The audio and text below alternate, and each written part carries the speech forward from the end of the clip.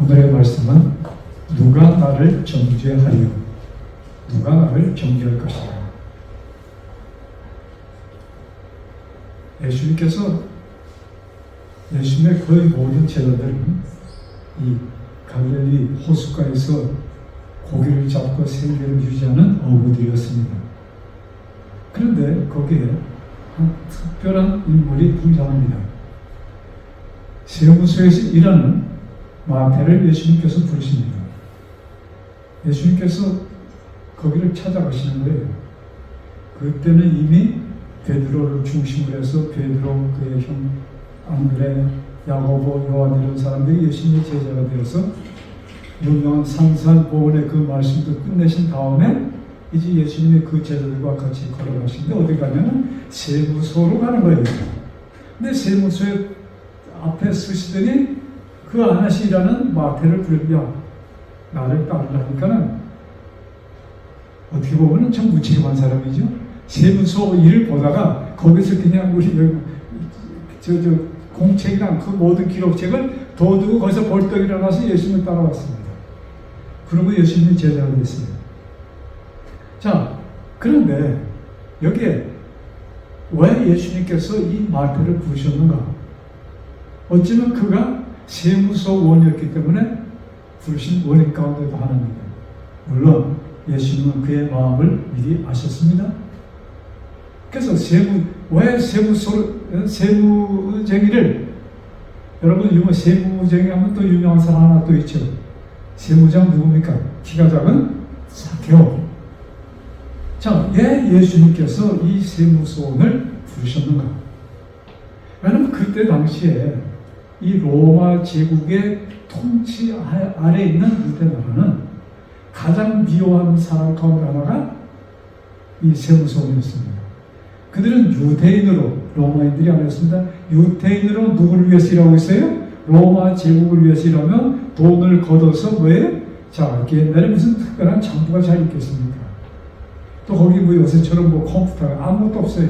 그러니까 우리 뭡니까? 지금까지도 그런 세금 제도가 있습니다.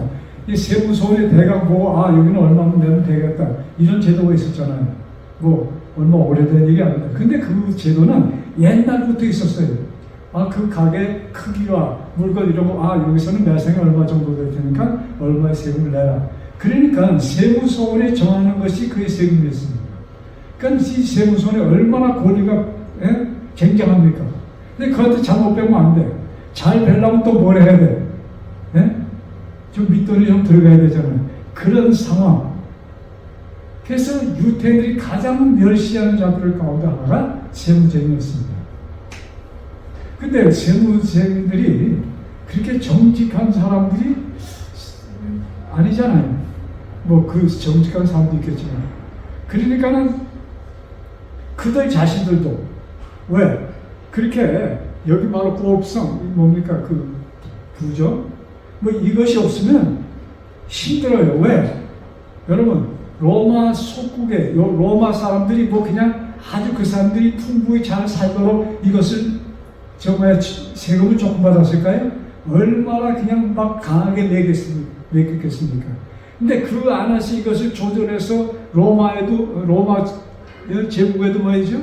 좀 기분 나쁘지 않게 잘 또 그렇다고 해서 무조건 일정되기 그러니까 중간에서 잘 요리를 하는 사람들이었는데 어쨌든 유대인들은 가장 믿게 되는 사람들이었습니다. 그 믿게 받는 정도가 아니고 너희들은 죄인이다. 유대인들이 죄인이라고 결정할 때는 그들은 뭐예요? 하나님의 나라에 들어갈 수 있는 자예요? 없는 자예요? 절대로 들어갈 수 없는 자들입니다. 그래서 우리 여러분 잘 아시는 대로 그 세무소들은 하나님의 저주를 받을 자, 그 다음에 또 뭐예요? 이미 저주를 받은 문둥 환자, 또 중풍 환자, 이런 가난한 사람들, 이 모든 것이 뭐예요? 하나님의 저주로 이렇게 인생 밑바닥에 사는 자라고 이름이 꽂힌 그 중에 한 사람을 예수님이 제자들로 택하십니다. 자, 그러니까 그 제자들이 그렇지 않고 그 당시에 뭐예요? 바로 전에 이 이스라엘의 나라에 말이죠. 그 많은 사람들의 입에 올랐던 사람이 있습니다. 누구예요? 예수님의 길을 예비한 침례 요한입니다. 근데 요한이 누구와 참 여태까지 하나님의 이야기는 누구만 했어요? 누구들만 하나님에 대한 얘기를 합니까?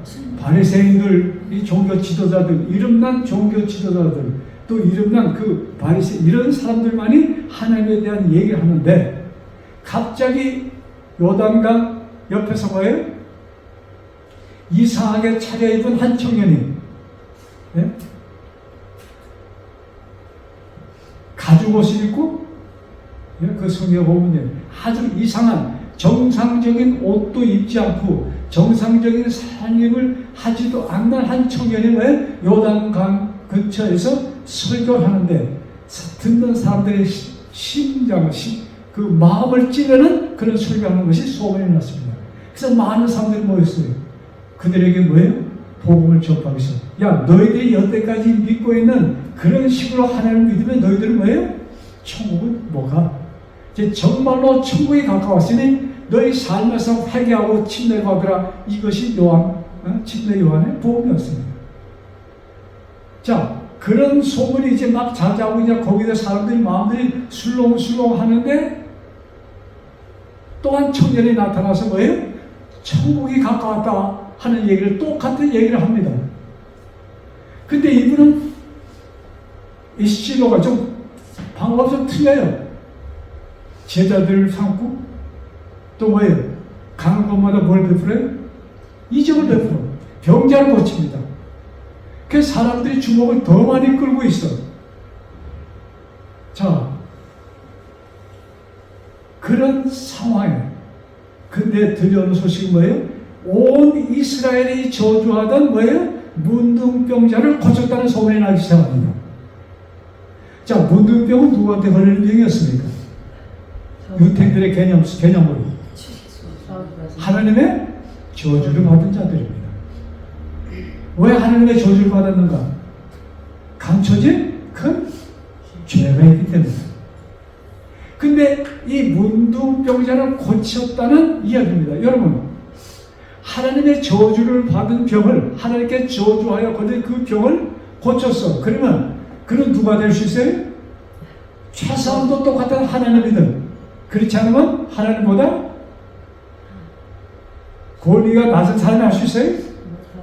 하나님보다 권위가 높든지 최소한 하나님과 같은 권위를 가진 자만이 할 수 있는 것이야. 왜? 그들 개념 속에는 문둥병은 누가 저주한 것이기 때문에 하나님이 저주한 것이기 때문에. 자, 중풍현 병자도 고쳤다는 얘기가 들려옵니다. 그래서 사람들이 막 그냥 술렁술렁거리고 있던 이때에 예수님께서 어디 가셨어요? 세무소원에 가서 세무소 직원 가운데 한 사람이 마태야 이제 그만두고 나를 따르라고 하니까 마태가 예수님을 따랐습니다. 그 같이 일하던 동료들이 좀 이상했을까요? 그러면서도 어땠어요? 그 당시에 가장 인기 있던 자가 누구예요? 바리새인이었어요? 제사장이었어요? 누구였어요? 예수님이요. 근데 그 예수님이 부르니까 그들도 왜? 흥분했어요. 그래서 마태가 자기 집에 가서 예수님을 모시고 왜 잔치를 베풉니다. 누가 찾아갔을까요? 바리새인들이 갔을까요? 그 잔치에? 누구들이 갔을까요? 물론 세리들이 갔죠. 그래서 이 유태인들은 저 사람들은 죄인이라고 찍었던 그 사람들을 예수님께서 뭐예요? 그들과 상대하고 그들을 도와주고 일을 하시는 거예요. 자, 그래서 예수님께서는 그들의 생각, 이 모든 것을 읽어보시면서 이런 말씀하십니다. 누가복음 16장 16절 쳐주세요. 설명.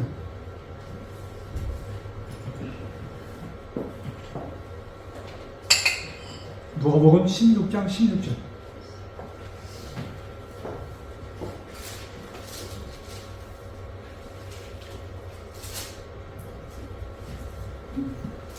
자, 여기를 보시고 누가복음 16장 16절. 자, 제가 읽습니다. 율법과 선지자는, 잘 들으세요. 율법과 선지자는 요한의 때까지요. 그 후부터는 하나님 나라의 복음이 전파되어 사람마다 그리로 침입하느니라. 자, 율법과 선지자는 어느 때까지요? 요한 때까지. 어느 요한? 침례 요한. 그들이 아는 요한을 면급하면서 율법과 선지자는 어느 때까지다? 요한의 때까지다. 그러니까 구약 성경의 모든 말씀은 어디서 끝난다? 쉽게 얘기하면 침례 요한 그때로 끝이라는 얘기예요.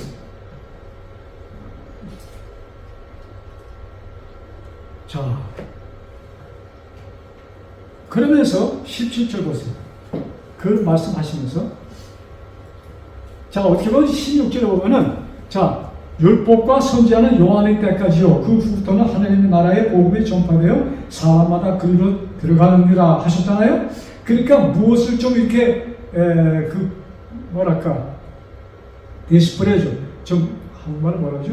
좀 낮추보는 것이 되었어요. 율법을 좀 낮추보는 말로서 들립니다. 그 다음 17절 보세요. 그러나 자, 뭐라고 써있어요? 율법의 한 획이 떨어짐보다 천지 없어짐이 쉬우리라. 그러니까 율법의 그 가치에 대해서 뭐예요? 내가 이렇게 얘기했지만 율법은 뭐예요? 이 세상이 없어지는 것보다도 율법이 없어지는 것이 더 힘들다. 율법은 존속할 것이다. 이 얘기 아니에요? 네. 자, 그래서 이 말씀을 가지고 오늘날 우리들이 지금 이 시대에 많은 사람들이 뭐예요? 우리 사람들이 한 결론입니다. 이 말씀을 보고 이 말씀을 보니까 율법을 철저히 지켜야 되겠어요? 예, 그런 인상을 주잖아요. 율법은 뭐예요? 천지가 없어질 수 있지만은 뭐예요? 율법에 한 점도 변하지 않을 것이다. 이 얘기예요. 그러니까 철저히 지켜라 이렇게 들리지 않아요? 예, 사람들이 그렇게 듣습니다. 그래서 사람들이 그러므로 뭐예요? 율법을 철저히 지키는 것이 그리스도인의 사명이다. 이렇게 이것을 지금 풀이하고 많은 교회에서 그렇게 가르치고 있습니다. 자, 여기에서 우리 성경을 좀 항상 말씀하자면 폭넓게 깊으면서도 폭이 넓게 우리 성경을 봐야 돼요. 그럼 이 하나님께서 여기 지금 누가복음에 기입한 율법 선지자, 율법하면 모세의 오경, 창세기, 출애굽기 5권을 얘기하고 그러면 선지자는 그 외의 선지자 이사야, 예레미야, 에스겔 이런 모든 구약, 그러니까 간단히 구약 성경의 모든 말씀을 얘기하는 것입니다. 근데 율법 쓰는 것은 이스라엘 백성들이 가장 성경에서 중요하게 여기는 것이 뭐예요? 어느 책이 모세의 오경입니다. 그 중에서도 뭐예요? 십계명입니다. 그래서 지금까지 유태인들이 말이죠. 지금 이 동네 유태인 많잖아요. 제 친구 가운데도 유태인이 몇 명 있어. 그래서 그들하고 대화해 보면 지금 시나고가 거기서 뭐 예배하는 거 제가 한 번도 들어가 보지 못했고 글쎄 들어가게 해주는지 그것도 모르겠습니다. 그런데 그들로서는 그들의 유일한 경전은 모세의 오경입니다. 창세기, 출애굽기, 레위기, 민수기, 신명기 이것이 그들의 가장 위대한 경전이에요. 뭐 이사야서, 다니엘 이런 모든 책을 그들이 보고 있지만 근데 그 책을 정말로 유태인들 가운데 보는 사람이 몇 명이나 될까? 제 생각으로는 그 종교 지도자들 외에는 거의 안 보는 것이 아닌가 이렇게 생각이 듭니다. 그런데 하여튼 그 사람들은 모세는 그들의 최고의 지도자, 그 다음에 그들의 조상은 누구예요? 아브라함. 이것이 아예 그들 머리에 완전히 입력되어 있는 사람들입니다. 자, 이 사람들은 뭐예요? 무엇을 철저히 지키는 사람들이에요? 유태인들이. 율법을 철저히 지키려고 애를 쓰고 노력하고 가능한 한 지키는 사람들입니다. 구약 성경을 그대로 따르기를 노력하는 자들이에요. 자, 그럼 여기까지 여러분 머리에 입력하시고 다음 성경 봅시다. 제가 지난 시간에 들려드린 성경인데 로마서 로마서 2장. 로마서 2장.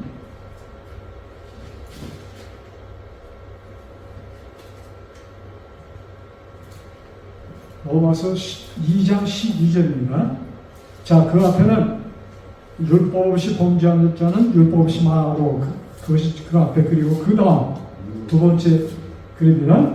무릇 율법이 있고 범죄한 자는 율법으로 말미암아 심판을 받으리라. 율법을 가졌는데 율법이 있고 범죄한 자, 누구를 상대합니까? 유대인들을 상대합니다. 그러면서 그들은 율법을 가졌는데 범죄한 자들은 무엇으로 심판받는다? 십계명으로, 율법으로 심판을 받는다고 여기 로마 사도 바울은 기록하고 있습니다. 자, 그런데 여기 좀 주목해 주세요. 유대인들이 참 그 조상 때부터 율법을 지켜왔습니다. 그런데 그들이 또한 아울러 항상 부모를 통해서 조상들로 통하여 들은 이야기는 우리들은 선민이다. 예? 선민이라는 뜻이 뭐예요? 우리는 특수하게 택함을 받은 자들이다.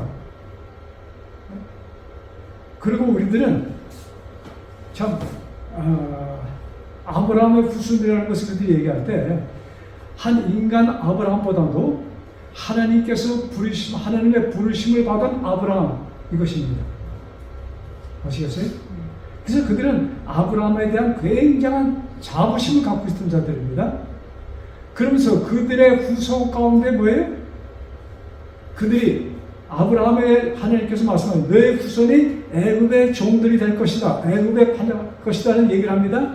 그 다음에 뭐예요? 너희들이 거기서 나올 것이다에 대한 이야기를 또 합니다.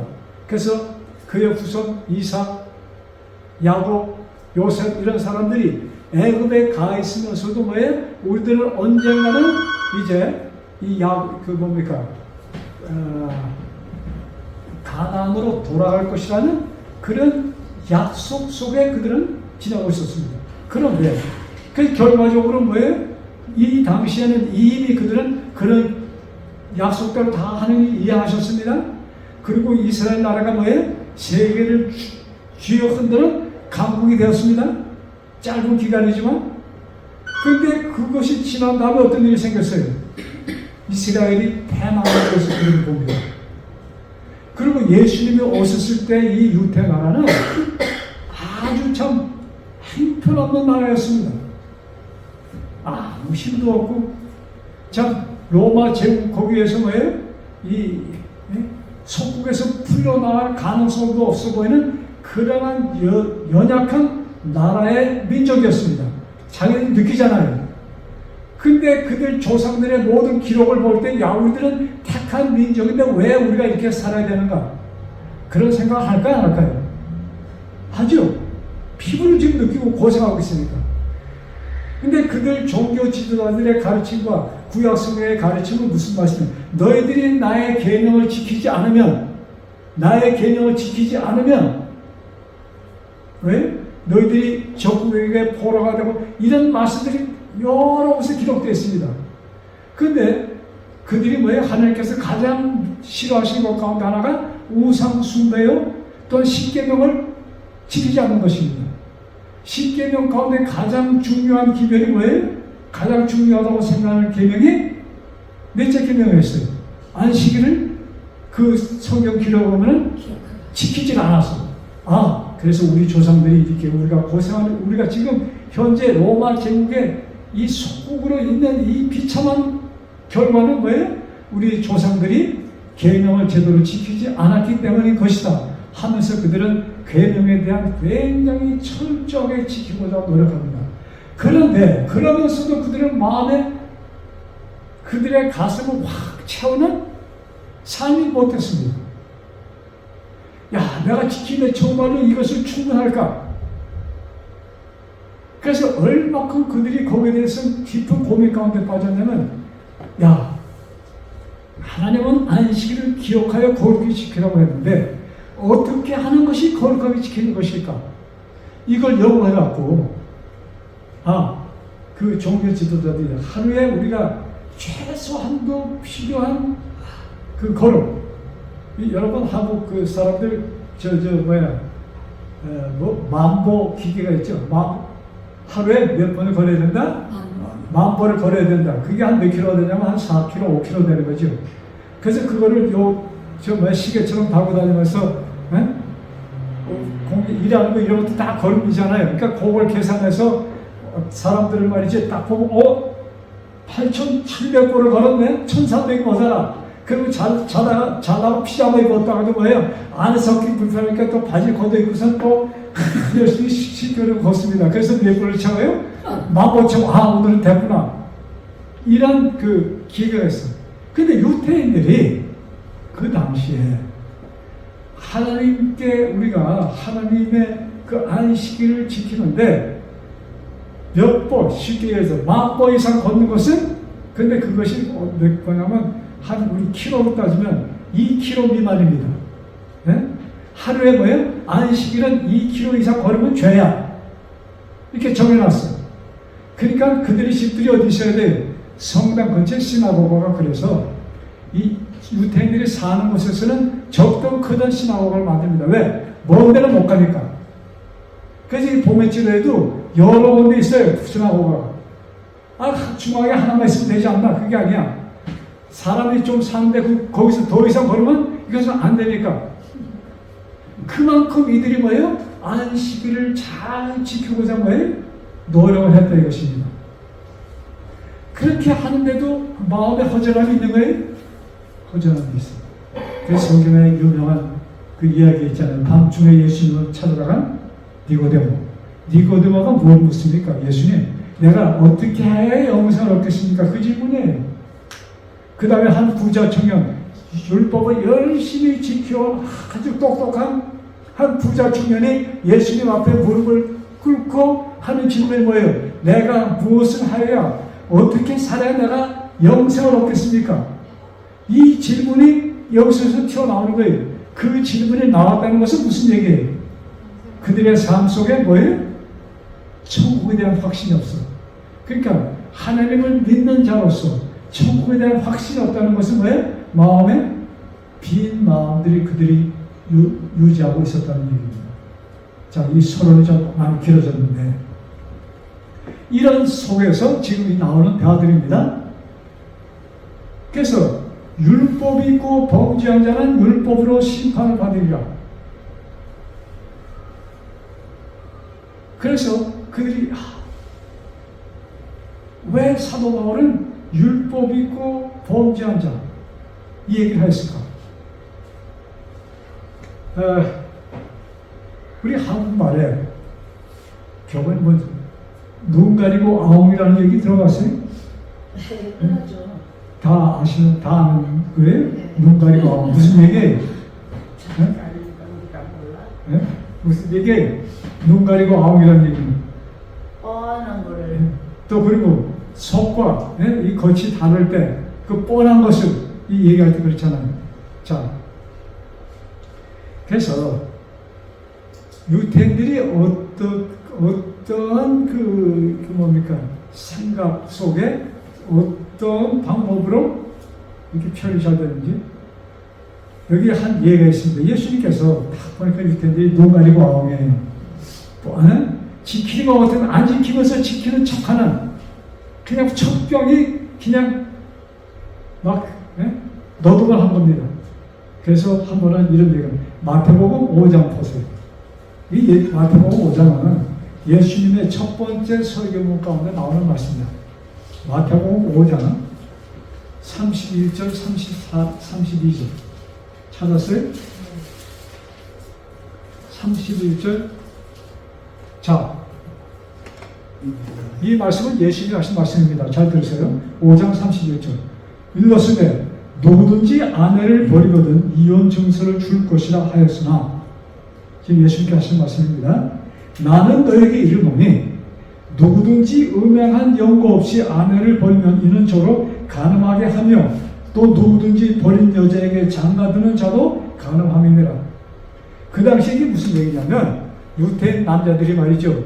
자기 섹시 대부다 보니까는 처음에는 이뻐 배고 좋아하는데 한참 사다 보니까 어때? 예, 싫어졌어. 예? 처음에는 마음씨가 아주 좋다고 생각했는데 살다 보니까 이 고집만 세월이 갈수록 고집만 피우고 그냥 이제 버리고 싶은데 거기다가 또 옆에 또 아주 이쁜 또 누가 또 한 사람 생겼어. 그러니까 그냥 사장가를 두고 싶은데 그러면 어떻게 하냐면 그 당시에 그냥 아내를 버리고 다른 여자 얻으면 돼.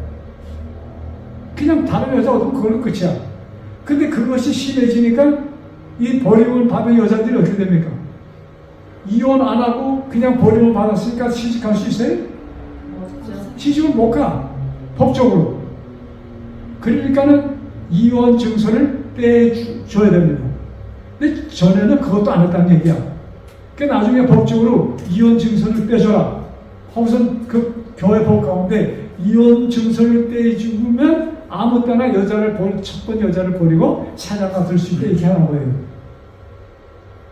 이게 그것을 보시고 예수님이 야 너희들이 이렇게 배웠지만 나는 너에게 이르노니 그 여자가 가늠한 것이 없는데 여자를 버리는 것은 간음죄다. 이렇게 나옵니다. 그리고 버림받은 여자한테 또 장가가는 것도 간음죄야. 이게 예수님께서 이렇게 말씀하십니다. 그러니까는 자기네들 지켜오던 그 룰을 예수님 다 깨고 있는 것입니다. 자, 그래서 이런 상황 속에서 사도 바울은 어느 편에 속한 사람이었습니까? 정통파 유대인 바리새인 가운데 한 사람이었습니다. 성경의 기록으로는 사도 바울이 예수님을 한번 직접 만나본 적은 없습니다. 계시 가운데 만났지만, 자, 우리 로마서 7장 좀 봅시다. 로마서 7장에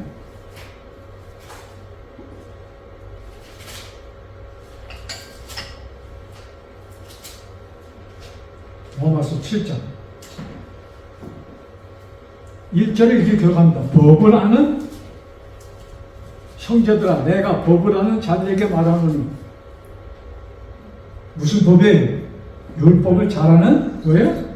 그 형제를 말하노니 너희는 율법이 사람이 살 동안만 그를 주관하는 줄 알지 못하느냐. 자, 여기 보세요.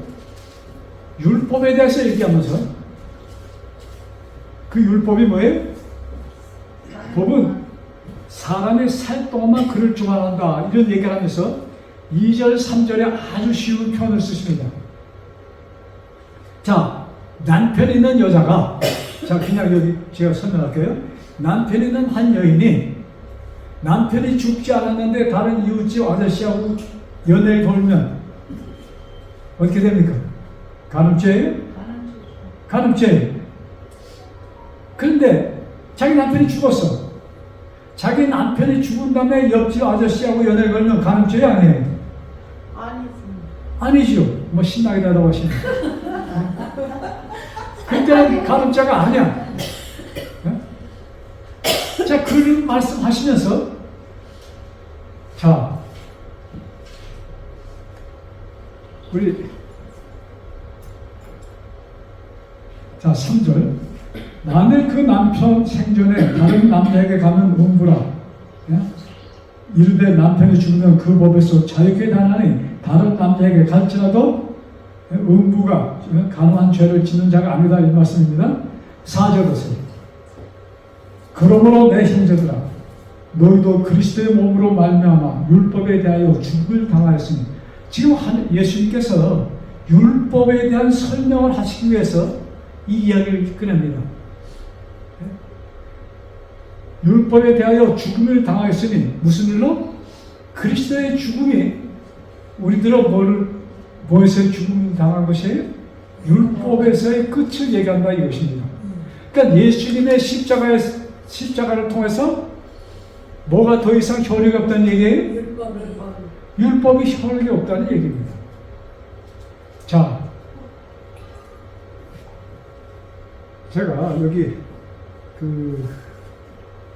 현대어 성경책을 좀 가져왔는데 여기 한번 봅시다. 진짜 4절 여러분 성경과 비교해 들으세요. 제가 읽을게요.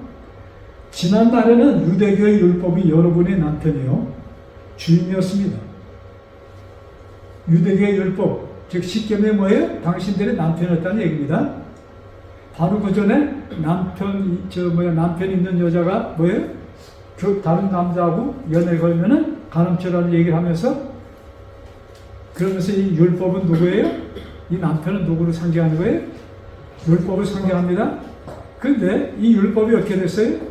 자, 유대계의 율법이 여러분의 남편의 주인이었습니다. 그러나 여러분은 그리스도와 함께 십자가 위에서 죽었으므로 여러분이 율법과 한 결혼은 무효가 된 셈입니다. 무슨 얘기인지 이해가 돼요? 그러니까 현재까지 우리는 율법은 나의 남편처럼 율법을 떠나서는 절대 안 되는데, 예수 그리스도의 십자가 이후로 뭐예요? 율법은 어떻게 된 것이에요? 죽은 것이야. 그러니까는 이제는 율법을 떠난 생활을 해도 그것이 죄가 아니다, 이런 얘기를 합니다. 그리스도와 함께 십자가에 죽었으면 여러분의 율법과 한 결혼은 무효가 된 셈입니다. 이제 율법은 더 이상 여러분을 지배할 수 없습니다. 그리고 그리스도께서 다시 살아나신 것처럼 여러분도 새로운 인간으로 다시 태어났습니다. 말하자면 죽은 자 가운데서 살아난 부부가 결혼한 것입니다. 즉 그리스도와 결혼한 자들은 율법의 거기에서 뭐예요? 벗어났다. 이것을 지금 얘기하고 있는 것이 사도 바울입니다. 자, 이 말씀 좀 잘 들으셔야 됩니다. 저 로마서 7장 4절입니다. 제가 읽은 것은 성경 번역이 조금 다른 현대어로 기록된 것이, 그래서 표현이 조금 더 쉽게 나와 있습니다. 자, 이 말씀을 하면서, 자, 그렇게 되니까 율법을 완전히 무시하는 것이 되잖아요. 그렇죠? 그러니까 사도 바울이 계속 얘기합니다. 7장 7절. 7장 7절. 그렇다고 하나님의 율법이 악하다는 뜻으로 이런 말을 하는 줄 아십니까? 절대로 아닙니다. 내가 한 얘기는 하나님의 율법이 왜 없어졌다, 악하다, 이런 표현이 아니라는 얘기입니다. 자, 율법 그 자체가 나쁜 것이 아닙니다. 사실 내가 죄를 알게 한 것이 율법입니다. 만일 율법이 탐욕을 품지 말라고 하지 않았던들 나는 내 마음속에 있는 죄, 그 잠복해 있는 악한 욕망을 알지 못했을 것입니다. 자, 성경의 십계명 가운데 탐심을 갖지 말라는 얘기가 있잖아요. 그런데 사람 치고 탐심을 갖지 않는 사람이 있어요? 없죠. 네? 좋은 물건, 좋은 것을 보면은 그것이 나도 가졌으면 하는 마음을 다 갖고 있는 것이야. 사람이라면 그런 마음, 생각을 자동적으로 하는 것이고, 그것을 한다고 뭐예요? 마음에 조그만 가책을 받아요? 안 받아. 아주 정상적인 이것입니다. 자, 그 다음 계속 있습니다.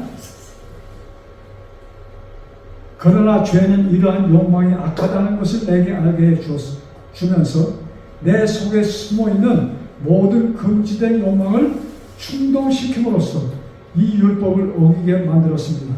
그래서 이 탐심이 뭐예요? 나를 갖고자 하는 그 욕망, 이런 충동심을 일으켜서 나로 범죄하게 하였다, 이것입니다. 그러니까 율법이 없었으면은 그런 생각조차 합니까? 안 했을 것을 율법을 통해서 우리가 마음의 가책을 받는 것이다, 이것입니다. 자, 그 다음 9절. 나는 율법이 실제로 무엇을 요구하는지 몰랐을 때에는 마음 편하게 지냈습니다. 그러나 진리를 알았을 때 나 자신이 율법을 어긴 자이며 죽음을 선고받은 죄인이라는 것을 알게 되었습니다. 자, 사도 바울의 신앙 고백입니다. 내가 전에는 뭐라고 했어요? 율법의 실제로 무엇을 요구하는지 몰랐다. 그가 율법에 대한 것을 달달달 따라갔지만 사람들의 생각, 모든 것이 뭐예요? 탐심, 이런 것은 다 정상적인 것이야. 이렇게 우리가 알고 있잖아요. 사람으로서 정상이야. 근데 내가 뭘 안다면? 진리를 깨달은다. 진리를 안다면 여기 진리를 알았다는 것이 무엇이에요? 여기 진리가 무엇이에요? 하나님의 말씀. 예수님을 만난 후의 자신을 얘기합니다.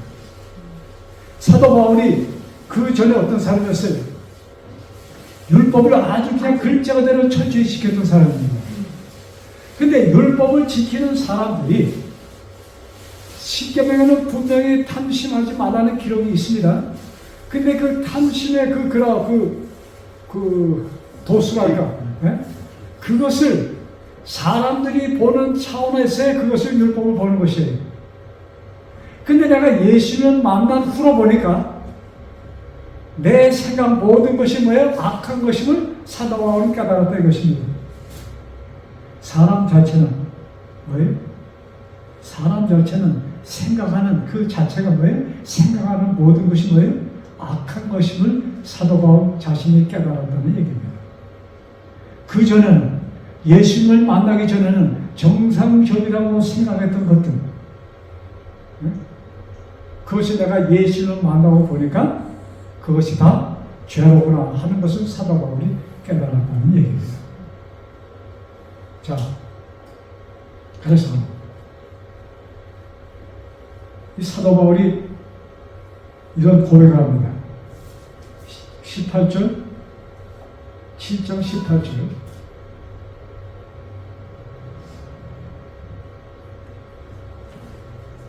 자, 내 속, 7장 몰아서 7장 18절입니다. 내 속 곧 내 육신에 선한 것이 거하지 아니하는 줄 아노니 원함은 내게 있으나 선을 행하는 것은 없노라. 사도 바울이 여기서 절실히 깨달은 것은 내가 이때까지 꽤 율법적으로 꽤 종교적으로 선하게 산다는 생각을 가졌는데 내가 예수님을 만나고 보니까 그 모든 것이 뭐예요? 잘못된 것이었구나 하는 것을 사도 바울이 고백하는 것입니다. 자, 왜? 내가 19절 내가 원하는 바 선은 하지 아니하고 도리어 원치 않는 바 악은 행하는 거다. 사도 바울이 자기를 보니까 정말로 가슴에 손을 얹고 자기의 양심과에 비교해서 보니까 자기의 여태까지의 삶이 뭐예요? 눈 가리고 아웅이었다는 얘기입니다. 그것을 충족시키기 위하여 뭐예요?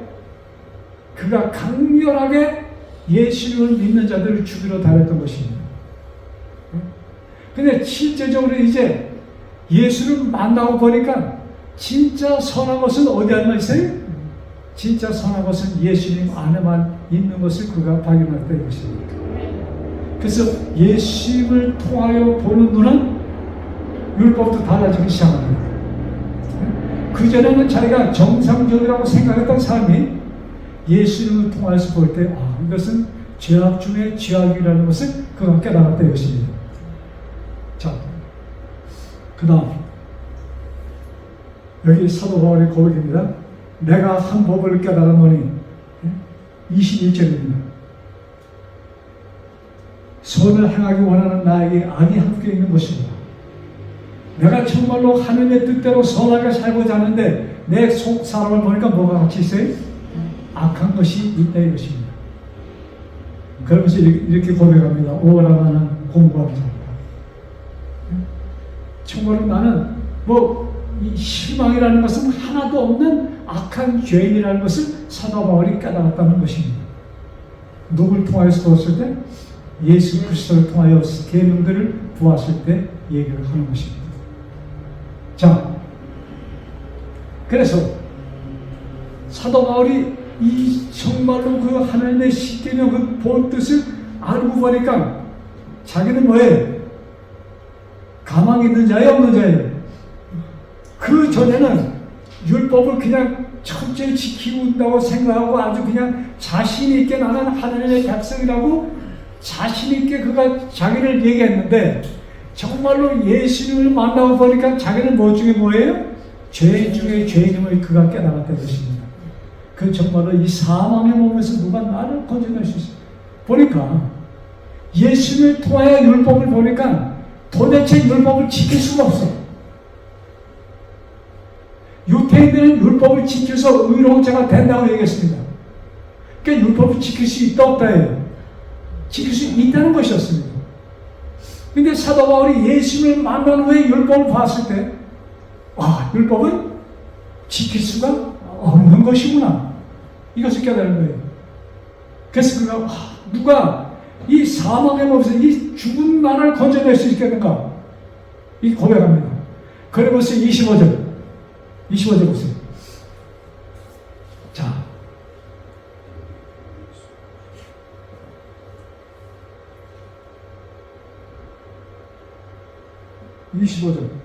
자, 우리 주 예수 그리스도로 말미암아 하나님께 감사하리로다.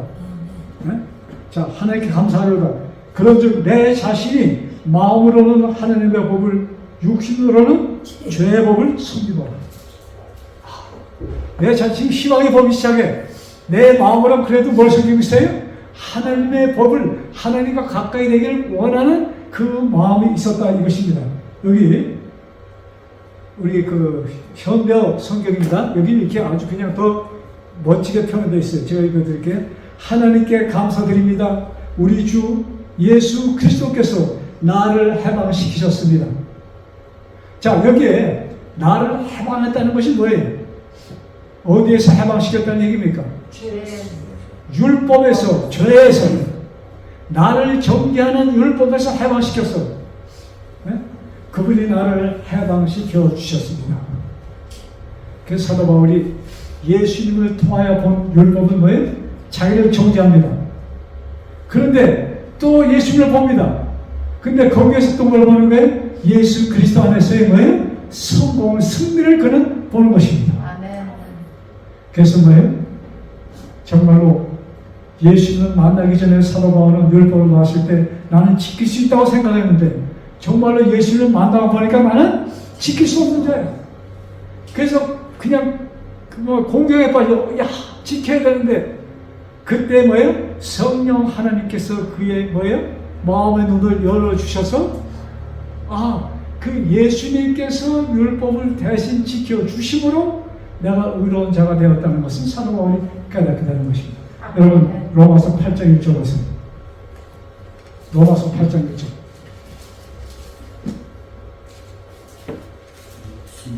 자, 여러분 같이 한번 크게 읽어보실까요? 로마서 8장 1절 크게 읽읍시다. 시작. 그러므로 이제 그리스도 예수 안에 있는 자에게는 결코 정죄함이 없나니. 그러므로 그리스도 안에는 정죄함을 받을 자가 있다? 없다. 하나도 없다. 네. 그래서 여기 3절에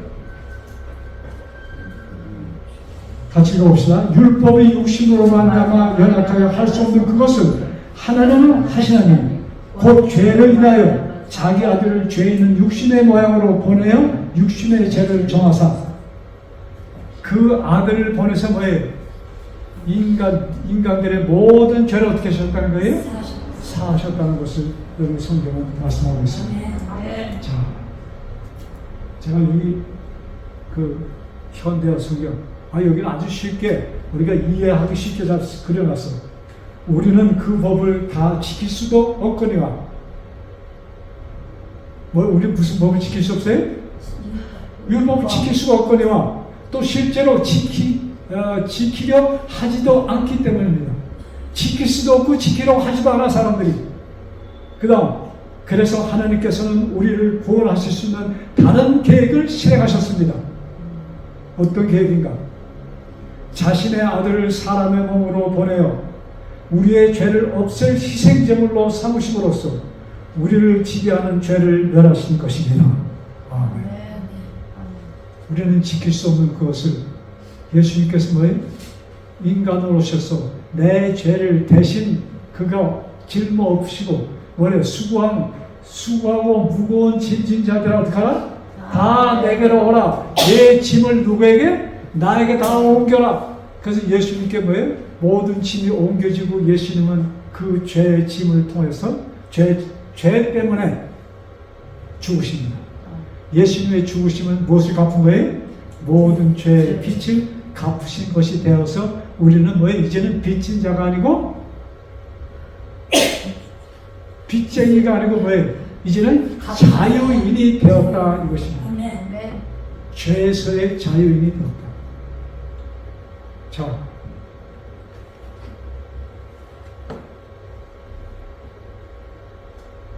그런데 자 여기 8장 6절. 근데 여러분 이런 말씀들이 이 말씀들은 이미 수천 년 전에 기록되어 있습니다. 근데 이 말씀을 보는 방향이 틀려. 이 말씀을 어떻게 받아들이는가? 아주 순수하게 예수님께서 야 내가 너의 죄를 갚았어.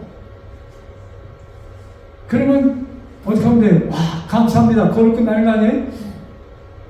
근데 사람들이 성경 안에서도 뭘 찾아요? 하나님의 계명을 지키라고 말씀도 찾습니다. 그래서 그래도 하나님이 1단계는 구원해 주셨는데 그 다음에 2단계는 우리들이 할 일이 있어. 그러면서 뭐예요? 또 하나님의 말씀에 순종해야 돼 하라는 것을 내걸고 있는 것이 오늘날의 교회들이라 이것입니다.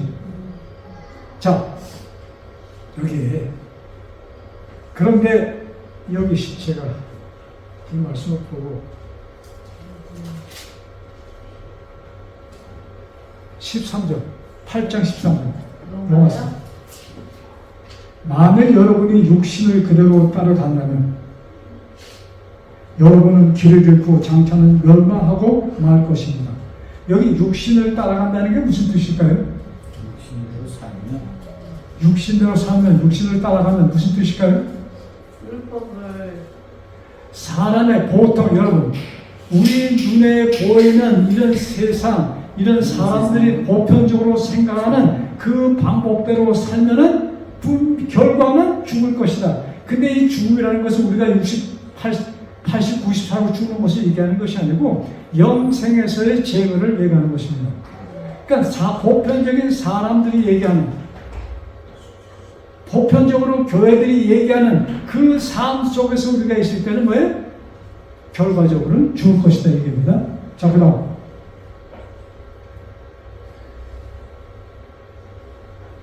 그러나 성령의 능력으로 육신의 악한 행동을 깨뜨려 버린다면 여러분들은 살게 될 것입니다. 네. 하나님의 영이 이끄신 대로 사는 사람은 모두가 하나님의 자녀들입니다. 즉 성령 하나님의 인도하심을 따라 사는 자만이 진정한 영생의 길을 얻을 수 있다는 얘기예요. 성령의 인도하심을 따르는 자. 이 성령은 누구신가? 하나님 중에 한 사람. 하나님의 영, 성경에 이렇게 나오고 있습니다. 자, 그 말씀 하나만 보고 오늘의 말씀을 마칩시다. 자, 이 성령 하나님이 하시는 일이 무엇인가? 로마서 8장 26절, 27절입니다.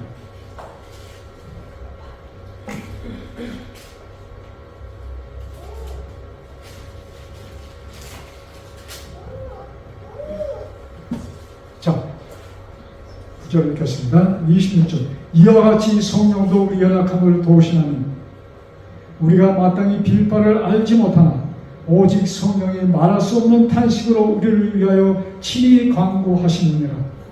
마음을 감찰하시는 이가 성령의 생각을 아시나니 이는 성령이 하나님의 뜻대로 성도를 위하여 간구하시느니라. 성령 하나님께서 뭐예요? 우리들 위해서 간구해 주십니다.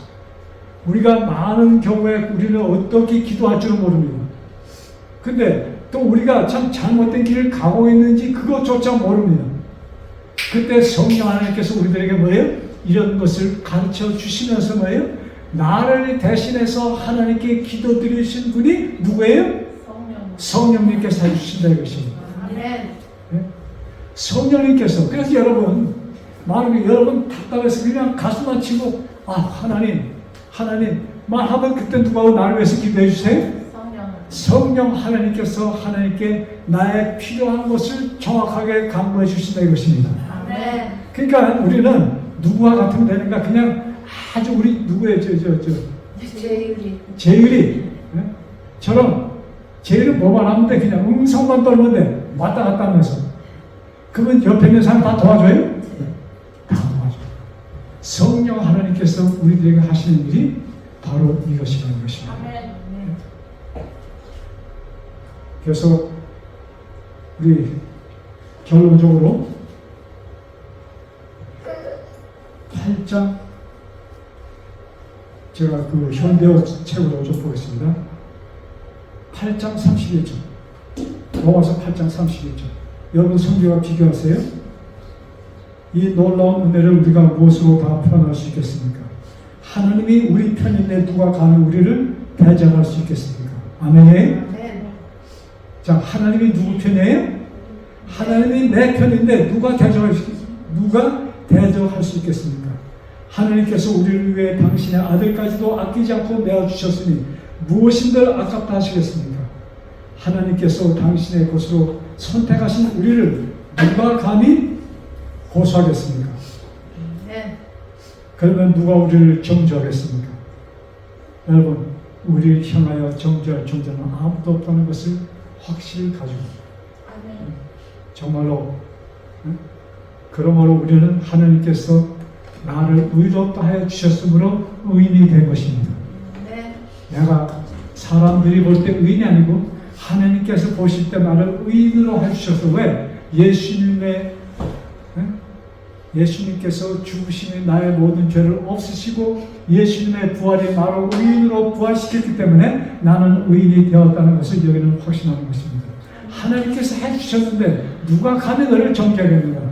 이 말씀 속에서 우리 기뻐 사시는 우리 모두 되기를 간절히 바라면서 오늘의 말씀을 마칩니다.